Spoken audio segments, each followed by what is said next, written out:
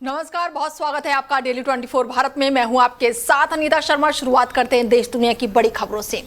प्रधानमंत्री नरेंद्र मोदी ने गुजरात के सूरत दौरे के दौरान हाजीरा स्थित L&T के अत्याधुनिक औद्योगिक विकास का दौरा किया और इस दौरान उन्होंने देश की रक्षा और भारी इंजीनियरिंग क्षमता से जुड़े विभिन्न परियोजनाओं का निरीक्षण भी किया। हाजीरा स्थित ये रक्षा उत्पादन, जहाज निर्माण और तोप प्रणाली और भारी इंजीनियरिंग उपकरणों के निर्माण के लिए देश के सबसे महत्वपूर्ण केंद्रों में से एक माना जाता है। प्रधानमंत्री ने संयंत्र में चल रहे कार्यों की जानकारी ली और स्वदेशी रक्षा उत्पादन को मजबूत बनाने की प्रयास को सराहना की। हाजीरा दौरे के बाद से प्रधानमंत्री ने सूरत में आयोजित एक जनसभा को भी संबोधित किया। इस दौरान उन्होंने दक्षिण गुजरात के लिए करीब 18,700 करोड़ रुपए से अधिक की विभिन्न विकास परियोजनाओं का उद्घाटन, लोकार्पण और शिलान्यास किया। इन परियोजनाओं में सड़क, स्वास्थ्य, ऊर्जा, जलापूर्ति और औद्योगिक विकास से जुड़े कई महत्वपूर्ण काम शामिल हैं। सरकार का दावा है कि इन योजनाओं से क्षेत्र में निवेश बढ़ेगा, रोजगार के नए अवसर पैदा होंगे और बुनियादी ढांचों को मजबूती मिलेगी।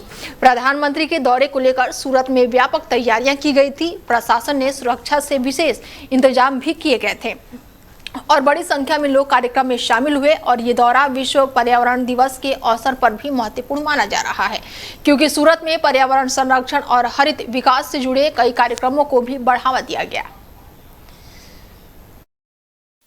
तकनीकी क्षेत्र की दिग्गज कंपनी गूगल ने एक बार फिर से कर्मचारियों की संख्या में कटौती शुरू कर दी है और इस बार कार्रवाई का असर कंपनी के क्लाउड सेवाओं और साइबर सुरक्षा से जुड़े कुछ महत्वपूर्ण विभागों पर पड़ा है। रिपोर्ट के अनुसार गूगल की क्लाउड इकाई के अंतर्गत आने वाले कई सुरक्षा विभागों में कर्मचारियों की छंटनी की गई है। हालांकि कंपनी ने प्रभावित कर्मचारियों को सटीक संख्या सार्वजनिक नहीं की है, लेकिन बताया जा रहा है कि यह प्रक्रिया पिछले कुछ समय से चरणबद्ध तरीके से चल रही थी। कंपनी का कहना है कि बदलती तकनीकी जरूरतों और ग्राहकों की मांग को देखते हुए समय समय पर संगठनात्मक ढांचों की समीक्षा की जाती है। विशेषज्ञों का मानना है कि गूगल अब अपने संसाधनों का बड़ा हिस्सा कृत्रिम बुद्धिमत्ता यानी कि AI आधारित योजनाओं पर केंद्रित कर रहा है और इसी वजह से कुछ विभागों में पुनर्गठन और कर्मचारियों की संख्या में कमी देखने को मिल रही है। जानकारों के मुताबिक केवल गूगल ही नहीं बल्कि दुनिया की कई बड़ी तकनीकी कंपनियां भी AI क्षेत्र में निवेश बढ़ाने के लिए अपने ढांचे में बदलाव कर रही है। पिछले कुछ महीनों में तकनीकी क्षेत्रों में रोजगार कटौती और पुनर्गठन का सिलसिला लगातार जारी है। गूगल की ये कार्रवाई ऐसे समय पर सामने आई है जब कंपनी AI और साइबर सुरक्षा के क्षेत्रों में बड़े निवेश कर रही है और ऐसे में माना जा रहा है कि ये कदम कंपनी की भविष्य की रणनीति का बड़ा हिस्सा है। में TMC के भीतर जारी संघर्ष अब गहराता हुआ नजर आ रहा है। पार्टी की प्रमुख ममता बनर्जी के सामने सबसे बड़ा संगठनात्मक संकट खड़ा हो रहा है। विधानसभा चुनाव में हार के बाद से पार्टी के भीतर असंतोष खुलकर सामने आने लगा है और इसी बीच बगावत की खबरें और कई विधायकों के अलग रुख अपनाने के बाद से TMC ने राज्य के सभी संगठनात्मक समितियों और अपने सहयोगी प्रकोष्ठों को भी भंग करने का बड़ा फैसला लिया है। पार्टी का कहना है कि संगठन की व्यापक समीक्षा के बाद से नए सिरे से पुनर्गठन किया जाएगा। रिपोर्ट के मुताबिक पार्टी के कई विधायक और नेता नेतृत्व को लेकर भी सवाल उठा रहे हैं। बागी खेमे ने दावा किया है कि उसे बड़ी संख्या में विधायकों का समर्थन हासिल है, जिससे TMC के भीतर संकट और गहरा हो गया है। कुछ बागी नेताओं ने पार्टी में आंतरिक लोकतंत्र की कमी और फैसलों को लेकर नाराजगी भी जाहिर की है। राजनीतिक विशेषज्ञों का मानना है कि ये TMC के इतिहास का सबसे बड़ा आंतरिक संकट हो सकता है। पार्टी नेतृत्व अब संगठन को बचाने और कार्यकर्ताओं का मनोबल बनाए रखने की कोशिश में जुटा है। वहीं विपक्ष इस पूरे घटनाक्रम को TMC की कमजोर होती पकड़ का संकेत बता रहा है। आने वाले दिनों में पार्टी का पुनर्गठन और बागी नेताओं का अगला कदम पश्चिम बंगाल की राजनीति की दिशा तय कर सकता है। वहीं तमिलनाडु की राजनीति में बड़ा सियासी घटनाक्रम सामने आया है। बीजेपी के पूर्व प्रदेश अध्यक्ष के अन्नामलाई ने पार्टी से इस्तीफा दे दिया है और जिसके बाद से दक्षिण भारत की राजनीति में नए समीकरणों को लेकर चर्चा तेज हो गई है। अन्नामलाई को बीजेपी का दक्षिण भारत में सबसे आक्रामक और लोकप्रिय चेहरा माना जाता है। उनके इस्तीफे के साथ ही नई राजनीतिक यात्रा और अलग राजनीतिक मंच की अटकलों को भी बल मिल गया है। रिपोर्ट के मुताबिक अन्नामलाई ने पार्टी नेतृत्व को अपना इस्तीफा सौंप दिया है और जल्द ही एक नया राजनीतिक आंदोलन की घोषणा कर सकते हैं। राजनीतिक जानकारों का मानना है कि तमिलनाडु में बीजेपी की सबसे बड़ी चुनौती ये है कि राज्य की राजनीति लंबे समय से द्रविड़ दलों के इर्द गिर्द घूमती रही है और ऐसे में हिंदुत्व और राष्ट्रीय राजनीति के मुद्दों का अपेक्षित जन समर्थन नहीं मिल पा रहा है।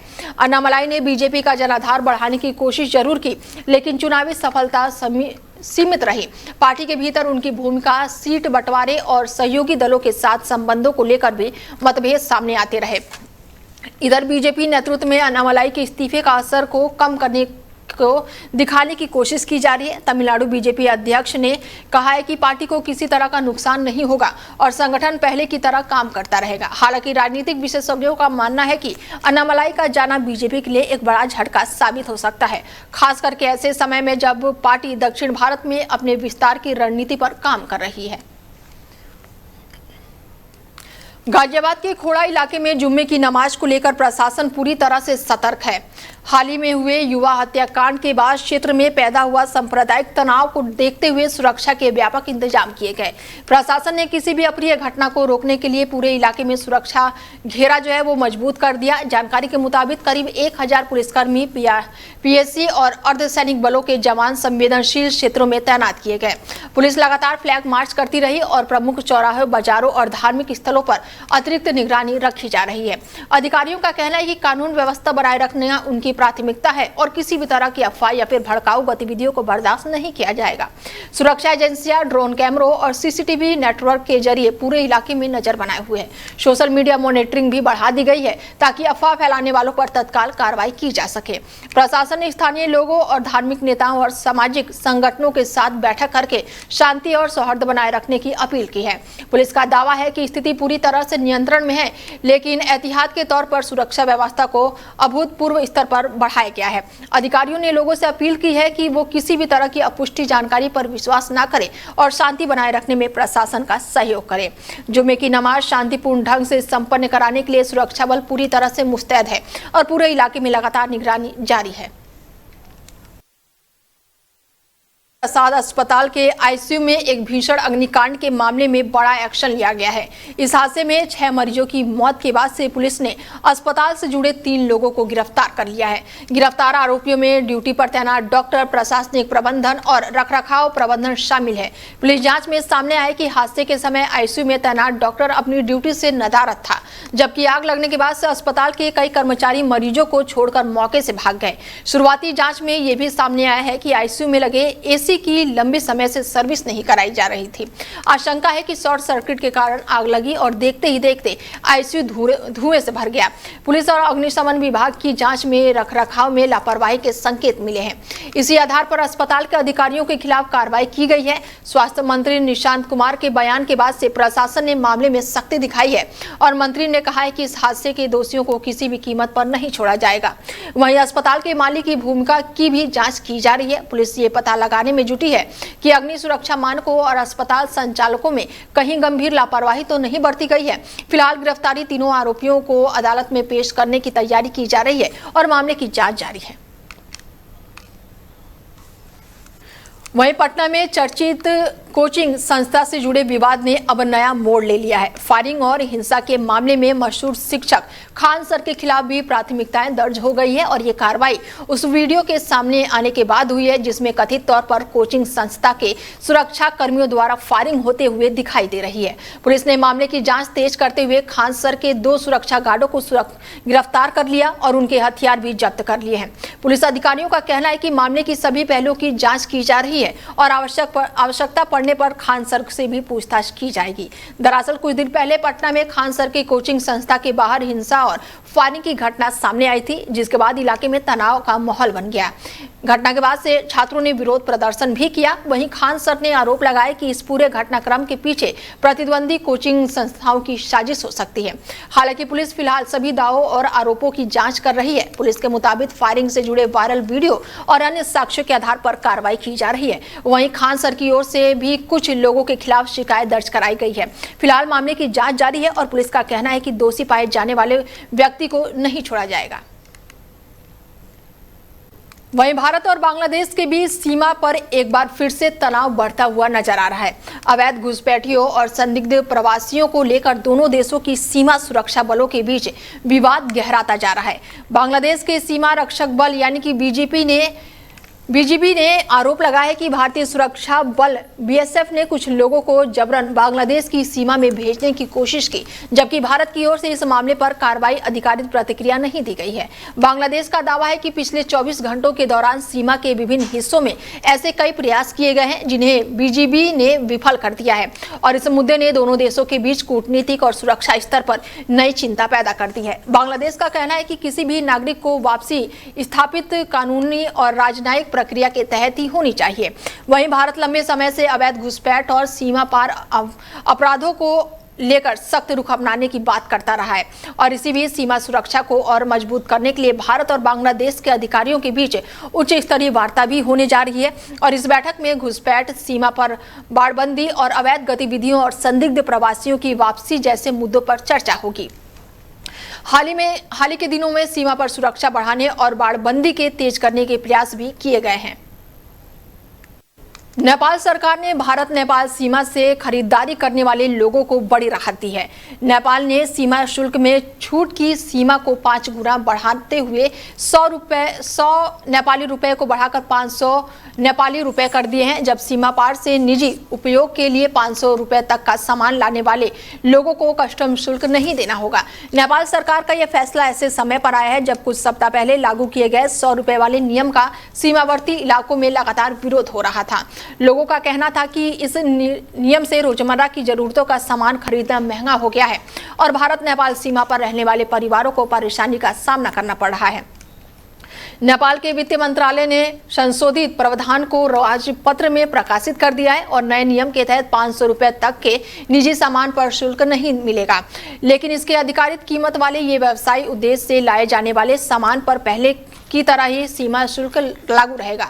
सरकार का कहना है कि इस कदम से सीमावर्ती क्षेत्रों में रहने वाले लोगों को राहत मिलेगी और सीमा पर बढ़ते विवाद भी कम होंगे। दरअसल अप्रैल में नेपाल ने 100 रुपए से अधिक मूल्य के सामान पर शुल्क अनिवार्य कर दिया था, जिसके बाद से विरोध प्रदर्शन शुरू हो गया था। विपक्षी दलों और स्थानीय संगठनों ने भी इस नियम को आम लोगों के लिए परेशानी का कारण बताया और अब सरकार के नए फैसलों की सीमा क्षेत्रों के लोगों और छोटे व्यापारियों के लिए यह बड़ी राहत माना जा रहा है। पश्चिम एशिया में जारी तनाव और होर्मुज जलडमरू मध्य में पैदा हुए संकट के बीच भारत अपनी ऊर्जा सुरक्षा को मजबूत करने के लिए नए विकल्पों पर तेजी से काम कर रहा है और इसी कड़ी में वेनेजुएला भारत के लिए एक महत्वपूर्ण साझेदार बनकर उभरा है। वेनेजुएला की कार्यवाहक राष्ट्रपति भारत यात्रा के दौरे पर दोनों देशों के बीच तेल और ऊर्जा सहयोग को लेकर महत्वपूर्ण चर्चा हुई। भारत ने संकेत दिया कि वो वेनेजुएला से कच्चे तेल के आयात को और बढ़ाने पर विचार कर रहा है। दरअसल होर्मुज जलडमरू मध्य में व्यवधान के कारण भारत की तेल आपूर्ति प्रभावित हुई है, क्योंकि देश के कुल कच्चे तेल आयात का बड़ा हिस्सा इसी मार्ग से आता है और ऐसे में भारत अब लैटिन अमेरिका और अफ्रीका जैसे क्षेत्रों से तेल आयात बढ़ाकर अपनी निर्भरता को संतुलित करने की रणनीति अपना रहा है। हाल ही में महीनों में वेनेजुएला भारत के प्रमुख तेल आपूर्तिकारों में शामिल हो गया है और मई महीने में भारत उसके सबसे बड़े खरीदारों में से एक रहा है। भारत के पेट्रोलियम मंत्री हरदीप सिंह पुरी ने भी वेनेजुएला के साथ ऊर्जा क्षेत्र में सहयोग बढ़ाने की बात कही है। दोनों देशों ने तेल उत्पादन, रिफाइनरी और निवेश के अवसरों पर चर्चा की है। विशेषज्ञों का मानना है कि यदि होर्मुज मार्ग में संकट लंबे समय तक बना रहता है तो वेनेजुएला भारत की ऊर्जा जरूरतों को पूरा करने में बड़ी भूमिका निभा सकता है। दुनिया की सबसे ऊंची चोटी माउंट एवरेस्ट से एक चमत्कारिक कहानी सामने आई है। नेपाल के अनुभवी शेरपा गाइड हिलोरी दावा जो है वो 6 दिन तक लापता रहने के बाद जीवित बच गई हैं। दावा किया जा रहा है कि वो एवरेस्ट के बेहद ही खतरनाक डेथ जोन में फंसे गए थे और जहां पर ऑक्सीजन का स्तर बेहद ही कम होता है और लंबे समय तक जीवित रहना लगभग असंभव माना जाता है। बताया जा रहा है कि 29 मई को एक पर्वतारोही के साथ उतरते समय वो लापता हो गए थे और कई दिनों तक उनका कोई सुराग नहीं मिला, जिसके बाद उन्हें मृत मान लिया गया था और उनके परिवार ने अंतिम संस्कार की तैयारियां भी शुरू कर दी थी। लेकिन 6 दिन बाद वो बेस कैंप के पास बर्फीले इलाके में रेंगते हुए मिले। बचाव दल ने उन्हें देखा और तत्काल अस्पताल पहुंचाए। रिपोर्ट के मुताबिक दावा किया जा रहा है कि वो कई दिन बिना भोजन और अतिरिक्त ऑक्सीजन के बताए गए हैं और भीषण ठंड और बर्फीली तूफान के सामना भी उन्होंने किया है। फिलहाल उनका इलाज चल रहा है और उन्हें शीत दशा सहित कई स्वास्थ्य समस्याएं हैं, लेकिन उनकी हालत जो है स्थिर बताई जा रही है। पर्वतारोहण जगह इस घटना को किसी भी चमत्कार से कम नहीं मान रहा है।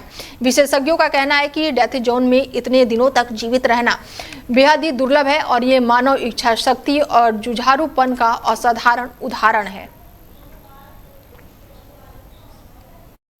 भारतीय क्रिकेट टीम में उपकप्तानी को लेकर चल रही चर्चाओं के बीच मुख्य कोच जो है वो गौतम गंभीर का अब बड़ा बयान सामने आया है। ऋषभ पंत को उपकप्तानी से हटाए जाने की अटकलों के बीच गौतम गंभीर ने साफ कहा है कि टीम में किसी भी खिलाड़ी की भूमिका केवल प्रदर्शन के आधार पर तय होती है। उन्होंने कहा कि भारतीय टीम में नाम, प्रतिष्ठा या फिर पुराने रिकॉर्ड नहीं बल्कि मौजूदा परिस्थिति सबसे ज्यादा मायने रखते हैं। गौतम गंभीर ने स्पष्ट किया कि टीम प्रबंधन का फोकस खिलाड़ियों के प्रदर्शन और टीम की जरूरतों पर है। हाल ही के दिनों में ऋषभ पंत की उपकप्तानी को लेकर कई तरह की चर्चाएं सामने आई थी। इसी बीच गंभीर के बयान की टीम जो है वो चयन और नेतृत्व को लेकर महत्वपूर्ण संकेत भी माना जा रहा है। उन्होंने कहा कि भारतीय टीम में जगह और जिम्मेदारी हासिल करने के लिए हर खिलाड़ी को लगातार अच्छा प्रदर्शन करना होगा। गौतम गंभीर ने यह भी कहा कि टीम के भीतर प्रतिस्पर्धा होना सकारात्मक संकेत और इससे खिलाड़ियों को अपना सर्वश्रेष्ठ देने की प्रेरणा मिलती है। भारत और अफगानिस्तान के बीच आगामी मुकाबलों से पहले गंभीर का ये बयान काफी अहम माना जा रहा है। क्रिकेट विशेषज्ञों का मानना है कि टीम प्रबंधन और भविष्य की रणनीति को ध्यान में रखते हुए नेतृत्व समूह और टीम संयोजक पर लगातार नजर बनाए हुए है और ऐसे में आने वाले दिनों में भारतीय टीम में जिम्मेदारियों को लेकर और भी महत्वपूर्ण फैसले देखने को मिल सकते हैं। गोवा में मानसून की दस्तक से पहले मौसम ने करवट ले ली है। भारतीय मौसम विभाग ने 8 जून तक राज्य में प्री मानसून बारिश का अलर्ट जारी किया है। विभाग के अनुसार उत्तर गोवा और दक्षिण गोवा दोनों जिलों में मध्यम से भारी बारिश, गरज चमक और बिजली गिरने की संभावना बनी हुई है। इसके साथ ही 40 से 50 किलोमीटर प्रति घंटे की रफ्तार से तेज हवाएं चल सकती है, जिससे जनजीवन प्रभावित होने की आशंका जताई जा रही है। मौसम विभाग ने मछुआरों को विशेष चेतावनी जारी करते हुए समुद्र में नहीं जाने की सलाह दी है। समुद्र में ऊंची लहरें उठने और मौसम खराब रहने की संभावना को देखते हुए एक एडवाइजरी भी जारी की गई है। मौसम विभाग का कहना है कि अगले 2 से 3 दिनों तक दक्षिण पश्चिमी मानसून गोवा पहुंच सकता है और इसके मद्देनजर राज्य में येलो अलर्ट भी जारी किया गया है। प्रशासन ने स्थानीय लोगों और पर्यटकों से सतर्क रहने और खराब मौसम के दौरान समुद्री तटों और संवेदनशील क्षेत्रों में जाने से बचने की अपील की है। विशेषज्ञों का मानना है कि मानसून की सक्रियता बढ़ने के साथ ही आने वाले दिनों में बारिश की तीव्रता और बढ़ सकती है। वहीं किसानों और आम लोगों को भी मौसम विभाग को ताजा चेतावनी पर नजर बनाए रखने की सलाह दी गई है। फिलहाल बुलेटिन में मेरे साथ इतना ही। दीजिए इजाजत। नमस्कार।